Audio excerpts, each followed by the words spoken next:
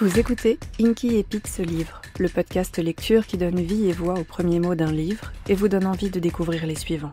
Ou pas. En ce mois de novembre, Inky et Pete vous font découvrir les 3 premières nouvelles de la collection Flash Fiction des éditions Louftanger.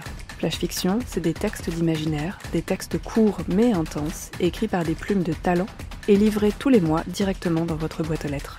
Le lien pour vous abonner dès maintenant et bénéficier d'une réduction se trouve dans la description du podcast. Sans plus attendre, voici Link et Pete de leur premier titre, Radiophonie, de Mina Jacobson.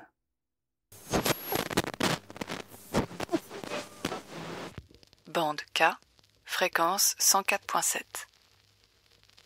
Il est 8 heures, soleil rasant. On annonce de la neige sur les collines émeraudes.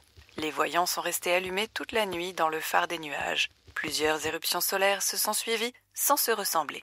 Puis le calme est revenu. Sans certitude, il semble que les épines nous soient épargnées encore un temps. Aux navigateurs soniques, nous souhaitons bonne chasse. La diffusion radiophonique, supposée réveiller Léandre, trouva la vieille femme dans la serre, en tenue aquathermique et bottes fourrées. Elle parlait à ses plantes, tout en déambulant entre les allées, arrosée, caressée d'un doigt distrait, bourgeons et boutons tout juste éclos. Elle n'avait pas fermé l'œil de la nuit. Impossible de dormir la veille du point de conjonction. C'était pareil chaque année. Elle s'interrompit pour écouter la voix qui sortait des enceintes murales, puis offrit un sourire aux végétaux silencieux. « Il est l'heure, mes jolis. Un peu de chaleur. Ça vous plairait, non ?» Elle activa une commande pour ouvrir le volet du plafond. Un rayon lumineux s'infiltra dans la pièce. Sur les murs noirs, striés de métal et de verre irisé, Léandre avait installé un ensemble de miroirs. Le soleil levant illumina aussitôt les lieux et vint colorer la banquise d'une teinte luminescente. Les plantes, réparties sur des tables de hauteur variable, accueillirent la lumière du jour en s'étirant vers le haut. Leurs tiges s'allongeaient, et leurs feuilles remuaient doucement pour chasser l'engourdissement de la nuit. « Je vous laisse, je reviens plus tard. Un peu de musique en mon absence ?» Les plantes vibrèrent en réponse. Elle enclencha le magnétophone. La douce mélodie d'un chanteur de rameaux l'accompagna tandis qu'elle changeait de pièce. La banquise crissait sous ses pieds. Par moments, elle aurait pu jurer qu'au travers des épaisseurs gelées, elle pouvait entendre les vagues souterraines gronder. L'océan vivant, en mouvement, l'appelait depuis les profondeurs de la lune. C'était ça ou des acouphènes.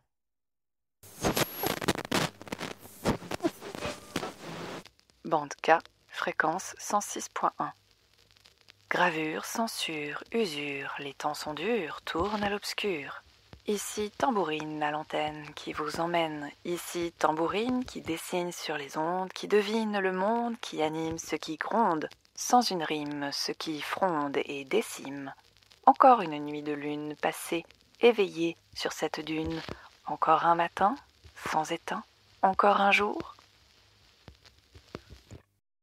L'ancienne salle commune était vide. Le vaste salon, qui avait vu se succéder des générations d'étudiants en tout genre, n'abritait plus qu'une dernière habitante. La vieille femme avait passé sa vie entre ces murs. Elle y avait assisté, impuissante, à l'exode qui avait peu à peu vidé la lune de sa population. Alors qu'elle se faisait chauffer une tasse de thé, Léandre passa une main fatiguée sur son visage, essayant de chasser la mélancolie qui pointait. La vitre d'un hublot lui renvoya son reflet. Son front était sillonné de vallées creuses et de montagnes escarpées. Des taches constellaient ses joues, comme autant de grains de sable sur la rive d'un grand fleuve, déposés au fil des saisons. Elle voyait le passage du temps s'inscrire sur sa peau, les années s'enraciner dans ses veines, et elle attendait, immobile, ancrée dans cette vie qui lui filait entre les doigts, incapable de bouger, de partir. Parfois, même ses plantes en pot lui paraissaient capables de davantage de vitalité. Derrière le hublot, elle pouvait voir Hélios se lever sur Kahamar, sa lumière rouge étincelante sur la glace blanche. L'horizon se découpait entre la banquise et les constructions humaines, noir sur blanc. L'architecture des villes était semblable tout autour du satellite.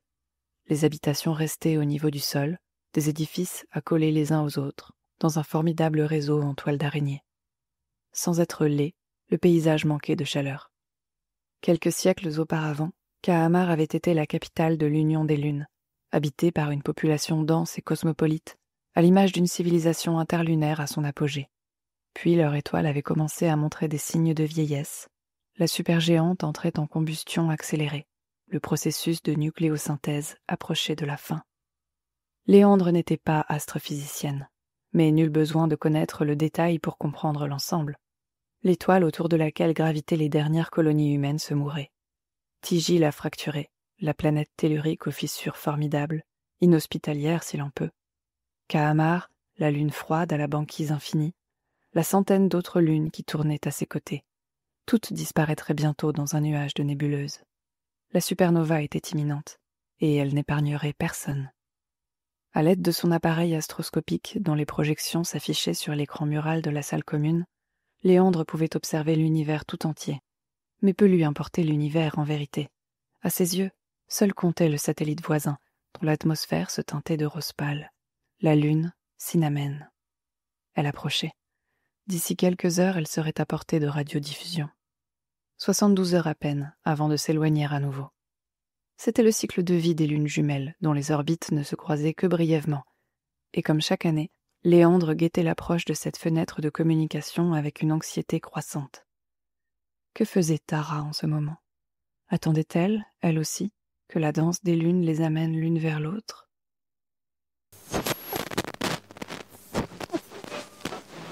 Bande K, fréquence 106.1. Augmentation du volume. L'ode au soupir, poésie du vaurien. Bande K, fréquence 91.3. Passons à la 9e symphonie en ré mineur du grand Pedro Anamo, connu pour ses œuvres novatrices, emblématiques du rock galactique d'avant-garde, composée en hommage au... Bande K, fréquence 99.0. L'heure pointe, chers auditeurs. L'émission de ce matin est consacrée à l'anthologie des cieux brisés, un recueil de poèmes déclamés que nous diffuserons aujourd'hui en exclusivité tout au long du jour. Pour en parler, l'un des auteurs, Mémoire fugitive, nous fait l'honneur de sa présence. L'horloge sonna dans la vaste pièce où seule se tenait la vieille femme plongée dans sa contemplation du paysage lunaire, écoutant d'une oreille le bourdonnement régulier des stations radio. Elle se ressaisit et emporta sa tasse de thé près du bureau qu'elle avait installé sous la lueur diffuse d'un lampion électrique. Bande K, fréquence 99.0. Que pouvez-vous nous dire de ce recueil? Le titre est certainement évocateur. C'est vrai. De nos jours, il n'y a plus qu'une seule source d'inspiration, n'est-ce pas? La fin du monde, la fin de toute chose humaine. L'écran de la mort se profile, les cieux nous brisent, le temps nous écrase. Rien de très enthousiasmant. Justement, quel autre sujet abordé que celui qui nous hante tous? Mes poèmes sont des cris jetés au vent, des cris jetés dans le néant de l'espace pour mieux l'entendre résonner. Ce sont les mots qui font peur, les mots qui nous brûlent les lèvres. Supernova, explosion, implosion, déchirement, brisure, cassure, effondrement, étoile brisée. Étoiles crevées, compte à rebours, désastre d'élitement, poussière d'étoiles, nébuleuse, dispersion, cendre, silence. Ces mots et tant d'autres sont devenus nos prisons. Tant qu'ils nous enferment, ils nous délimitent. Je veux les écrire, les chanter, les crier. Il faut se les réapproprier, revendiquer cette fin du monde qui nous appartient. Doit-on comprendre, mémoire fugitive, que vous voulez employer vos poèmes comme arme de défense contre le désespoir? Rien d'aussi militaire. Il s'agit plutôt de faire entendre nos voix pour lutter contre le vide, contre l'absence de pensée. L'éphémère de nos existences ne devrait pas nous condamner au silence. Léandre écoutait distraitement. La radio produisait un bruit de fond dont le ronronnement lui était familier. Depuis l'intimité de sa solitude, elle y trouvait un certain apaisement. Elle aimait l'illusion d'être au sein d'une multitude, et non pas seule, dans les quartiers désertés de sa communauté disparue. Elle cessa de prêter attention aux échanges assez vite. Ses pensées l'emmenaient vers Sinamène. La lune jumelle, sur le point d'entrer dans la zone radiophonique, Sinamène, la petite amarre accrochée à sa sœur Kahamar, 10 fois plus massive, vers laquelle elle revenait chaque année. Et quelques heures, tous les ans, Léandre attendait, aux aguets.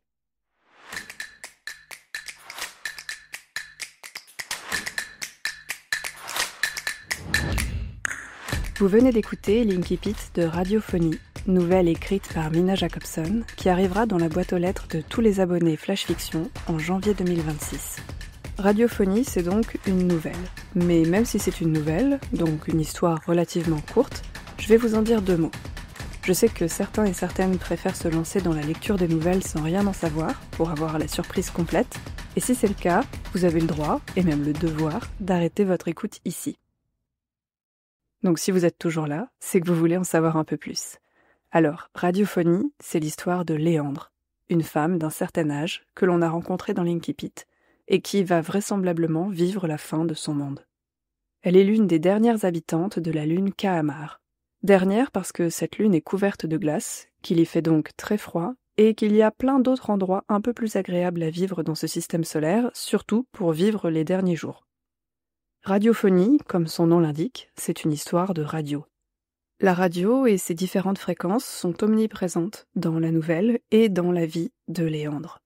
Cette vieille dame écoute, ou plutôt entend, la radio, qui lui sert de compagnie. La radio diffuse des émissions, des voix, qui viennent peupler les derniers instants du monde. Et de temps en temps, de manière a priori aléatoire, on entend aussi le chant d'une baleine. Chant envoûtant s'il en est. Et tout le monde se pose la question, d'où vient ce chant ? Personne ne le sait. Ça fait partie des mystères et des beautés de cette fin du monde. Radiophonie, c'est aussi une histoire de parentalité et surtout de maternité. Parce que Léandre, elle l'utilise aussi, cette radio, pour communiquer avec sa fille, qui habite la lune jumelle de Kahamar. Alors qu'on ait des enfants ou pas, ce lien entre parents et enfants, entre mère et fille, on sait tous et toutes qu'il existe, et qu'il survit à la distance, même une distance interplanétaire. Et en l'occurrence, interlunaire. Vous savez quand on dit à ses enfants « je t'aime jusqu'à la lune et retour », bah là, c'est littéralement ça. Et ce lien très fort va créer une tension tout au long de la nouvelle.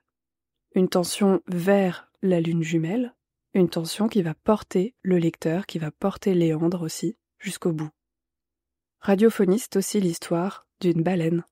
Cette baleine, elle chante, elle hante par son chant les ondes des radios. Elle fascine les derniers humains et elle est à l'origine d'une chasse au trésor interplanétaire.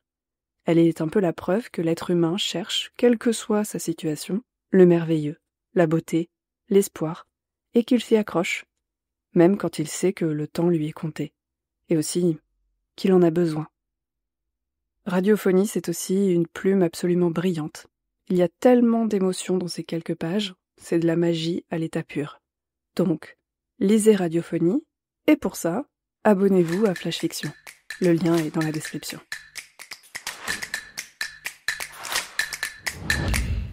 Merci de m'avoir écouté jusqu'au bout. Si vous avez passé un bon moment, dites-le moi, dites-le aussi à votre plateforme d'écoute, et n'hésitez pas à partager le podcast avec d'autres amoureux et amoureuses des mots. À bientôt!